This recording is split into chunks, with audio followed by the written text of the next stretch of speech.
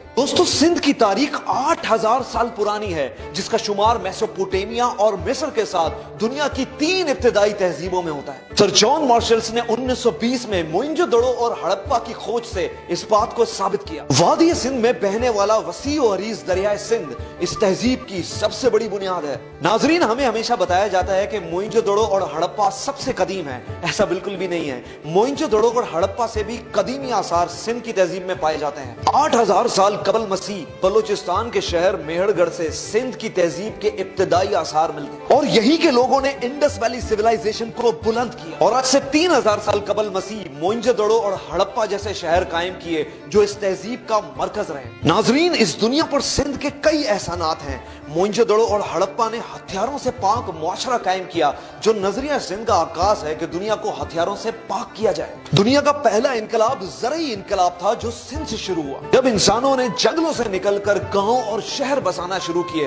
तो इसका आगाज भी सिंध की तहजीब से हुआ। आज से 3000 साल कबल मसीह मोइंजोदड़ो के लोगों ने पक्की ईंटों से अपने घर बनाए, निकासी आपके लिए नालियां बनाई और वसी हमाम कायम किए, जो इस खित्ते में इंफ्रास्ट्रक्चर और सिविल इंजीनियरिंग की तारीख का मुंह बोलता सबूत है। मेसोपोटामिया के बाद पहिया सबसे पहले दुनिया में सिंध में इस्तेमाल किया गया। जमीन पे हल चलाने के लिए बैल का इस्तेमाल और तिजारत के लिए बैलगाड़ियों का इस्तेमाल सबसे पहले सिंध से हुआ। इस दुनिया में पहली सनत की बुनियाद भी सिंध नहीं रखी। सिंध ही में कपास से धागा और धागे से कपड़ा बनाने की मशीन अर्थ और अड़न्ना बनाई गई। अजरक का शाहकार डिजाइन भी सिंध ही ने बनाया, जो आज हमारे मुल्क का कौमी तोहफा भी है। इंडस वैली सिविलाइजेशन में पहली सनत कायम होने की वजह से इंडस्ट्री का लफ्ज भी इंडस से निकला। इस तहजीब को अक्सर 2 नामों से पुकारा जाता है, सिंध और इंडस। ये नाम कैसे पड़े, कब पड़े और किसने रखे, इसके लिए वीडियो आपको एंड तक देखनी होगी। 1500 साल कबल मसीह इस खित्ते में आर्यंस आए और आर्यंस दरिया को अपनी जबान में सिंधु कहते थे,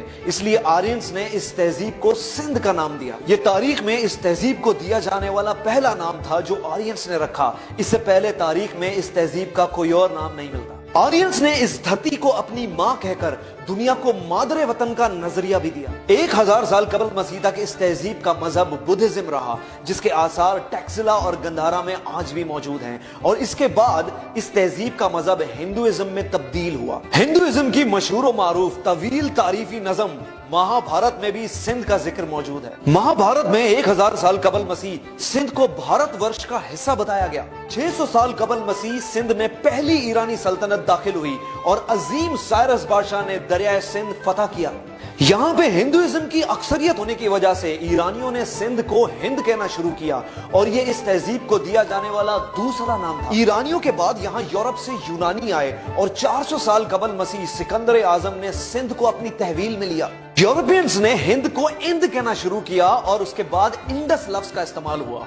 लफ्ज इंडिया भी इंडस से निकला है। इंडस इस तहजीब को दिया जाने वाला तीसरा नाम था। तकरीबन 300 साल कबल मसीह Chandragupta Maurya Indus valley civilisation आया और टैक्सिला की दरसगाह में आर्ट, साइंस और जंगी मशकों की तरबियत ली। यूरोपियंस का कब्जा आधे सिंध पे था, इसलिए उससे आगे के इलाकों पे मौर्य सल्तनत कायम हुई और उन्होंने अपनी तहजीब को हिंद कहना शुरू किया, जो कि सिंध का ही दूसरा नाम था। और इस तरह तारीख में हिंद और सिंध एक तहजीब होने के बावजूद अलग अलग हुए। बाद में जब मौर्य सल्तनत अपने अरूज पे पहुंची तो चंद्रगुप्त मौर्य ने यूनानियों से जंग की और सिंध को अपनी तहवील में लिया। चंद्रगुप्त मौर्य के बाद महाराज अशोक ने भी सिंध पे हुक्मरानी की। मौर्यंस के 100 साल राज के बाद यहाँ अफगानियों ने यानी ग्रीको बैक्ट्रियन ने अपनी हुकूमत कायम की। इस दौर में बुद्धिज्म को दोबारा फरोग मिला और रोहड़ी के मुकाम पर इसके आसार भी मिलते हैं। पहली सदी ईस्वी में सीथियंस ने मुख्तसर वक्त के लिए अपनी सल्तनत कायम की और उनके बाद कुशन सल्तनत सिंध में दाखिल हुई। इन सल्तनत के आसार काहूजोदड़ो मीरपुर खास के मुकाम पर आज भी पाए जाते हैं। नाजरीन, तीसरी सदी ईस्वी में सैसनिड एम्पायर ने सिंध पे हुक्मरानी की। 4th सेंचुरी में सिंध पे कंट्रोल गुप्ता एम्पायर करा। 5th सेंचुरी में राय खानदान और 6ठी सदी ईस्वी में ब्राह्मण्स ने सिंध पे हुकूमत कायम की। और याद रहे, राजा दाहिर भी ब्राह्मण हुकूमत का हिस्सा रहे। 7th सेंचुरी में अरब में इस्लामी इनकलाब आया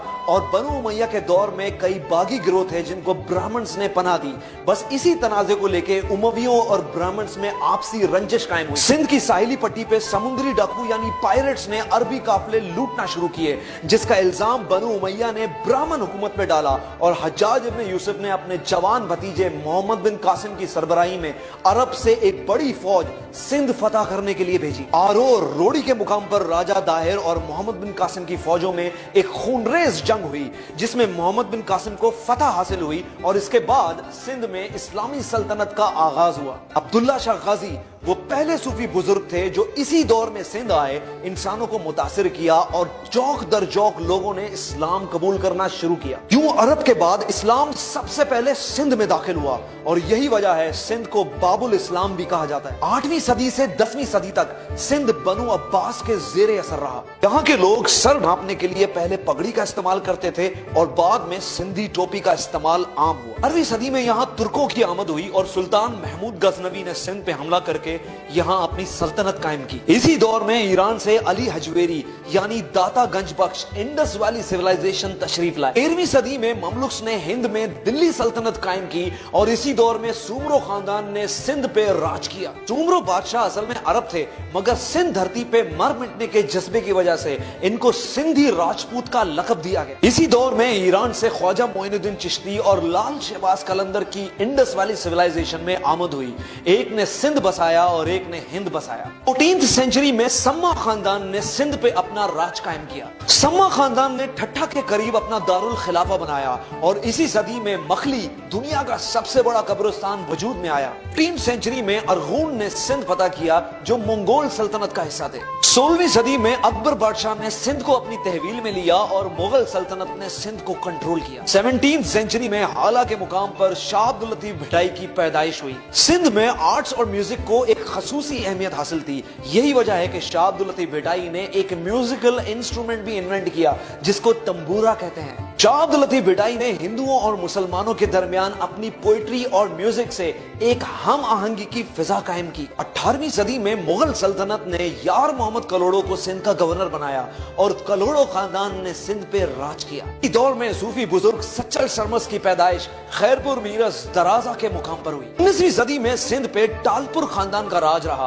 और इसी दौरान मुगल सल्तनत का जवाल और ब्रिटिश राज कायम हुआ। टालपुर बेसिकली कलोड़ो फौज में एक बलोच कबीला था। जब कलोड़ो ने टालपुरों के सरदार का कत्ल कर दिया तो टालपुरों ने कलोड़ो की सल्तनत उलट के रख दी। टालपुरों ने सिंध में सन के मुकाम पर एक वसी किला बनाया जिसको रनी कोट का नाम दिया गया और यह किला दुनिया का सबसे बड़ा किला माना जाता है। जब सिंध ने टालपुर की सरबराही में ब्रिटिश राज को मानने से इनकार कर दिया तो अंग्रेजों ने सर चार्ल्स नेपियर की सरबराही में सिंध फतह करने के लिए एक बड़ी फौज भेजी। ये एक खूनी जंग साबित हुई और सिंधियों की बहादुरी देख के अंग्रेज दंग रह गए। जनरल होश मोहम्मद शीदी ने इस जंग में एक अहम किरदार अदा किया और बहादुरी से लड़कर जामे शहादत नोश किया। अंग्रेज ये जंग जीत गए, मगर जीतने के बाद भी होश मोहम्मद शीदी की बहादुरी को फरामोश न कर सके और सर चार्ल्स नेपियर ने एक फौजी एजाज के साथ हैदराबाद में इस बहादुर को सुपर्द खाक किया।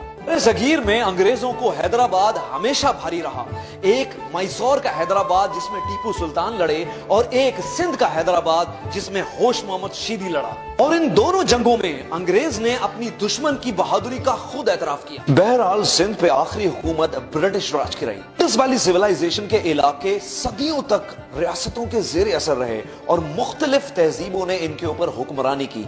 यही वजह है कि कम्युनिकेशन गैप आने की वजह से इनके लिबास, लाइफ स्टाइल और जुबान में नुमाया तब्दीलियां आई। तहरीक आजादी की वजह से इंडस वैली सिविलाइजेशन के लोग यानी कश्मीर से खैबर, खैबर से पंजाब, पंजाब से बलूचिस्तान और सिंध, ये सब मुमलिकत खुदादात की सूरत में एक कौम बने और अब एक तहजीब बनने के मरहले में मसरूफ है। मेरे नजदीक पाकिस्तान इस तहजीब को दिया जाने वाला चौथा नाम है। तारीख और Indus valley civilisation Mohammad Ali Jinnah की इस अजीम खिदमत को हमेशा याद रखेगी। सिंधी टोपी और अजरक इंडस वैली सिविलाइजेशन की आज एक शनाख्त है। हैरत इस बात की नहीं कि सिंधी एक ताकतवर सकाफत के मालिक हैं, हैरत इस बात की है कि इतना रिच कल्चर होने के बावजूद जब ये लोग सिंधी टोपी और अजरक पहनकर लोगों से मिलते हैं तो हाथ जोड़ के और आजी से मिलते हैं और इंसान को इज्जत देने की ये रिवायत सिंध को बाकी तहजीबों से मुनफरद कर देती है। इनके लोग खवातीन के हकूक के अलम बरदार साबित हुए जब मोहतरमा बेनजीर भुट्टो पूरे आलम इस्लाम में पहली खातून वजीर आजम मुंतखब हुई।